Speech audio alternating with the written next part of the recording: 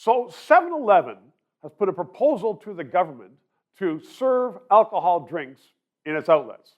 Over 60 of them in Ontario so far.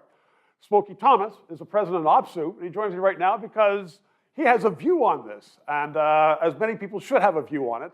Well, what do you think? Should 7-Eleven do it? No, I don't think they should get the license. What they're proposing here is to sell beer and wine. And what are you going to have with it for food? You know, you're going to wash your Twinkies down with a six-pack. It's not to sell it to take away. It's to sell it actually to consume in the store.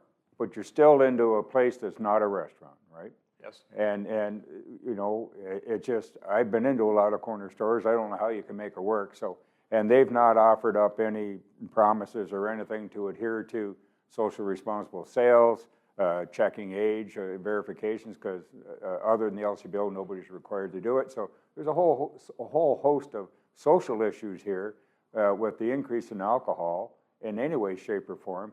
But just on a pure business sense, why would a multinational be given that leg up over local mom and pops, right? So they're just looking for, but my view is they're looking for a loophole to get beer and wine in corner stores and then bust it wide open, which I think many people are opposed to. I think also, I mean, a lot of 7-Elevens are either connected to or right beside gas stations. Isn't it sort of weird, you know, to fill up your tank, go in, and have a martini and get out and drive? Yeah, that wouldn't be good, right? And it's really, and the employees in 7-Elevens, right? Again, you're going to knock out the young folks. So who's going to work for serving alcohol? The minimum wage is a couple of dollars an hour lower than minimum wage. So will 7-Eleven use that to drive wages down in the places where they have alcohol? Because the theory there is, well, you get tips. But how many tips you're going to get in a corner store when you're, you know, bringing a beer or a glass of wine out, somebody's having a microwaved hot dog or a hoagie? You know, it's just, it doesn't make sense to me. So 7-Eleven, though, has put this proposal to the government. Yeah. Have you had any information as to whether the government is sympathetic to this, or they're just going to wait and see?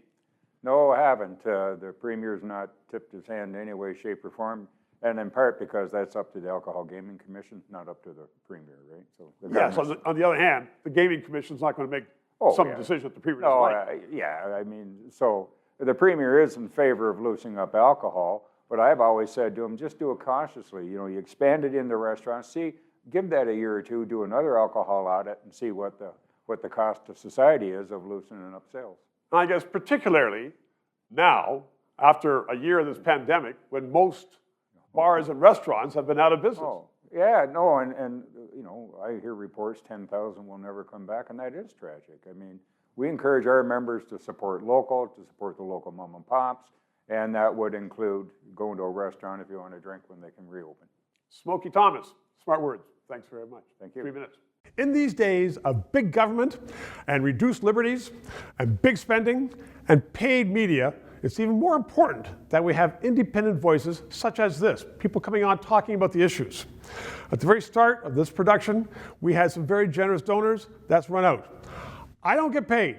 I want to put the message out there. However, the equipment, the crew does cost money. So if you want to help us keep on going with this thing, you can please send a donation. The address is below. Or if you want to sponsor this and have your name across, also contact us because we want to keep going and have an independent voice. Thanks.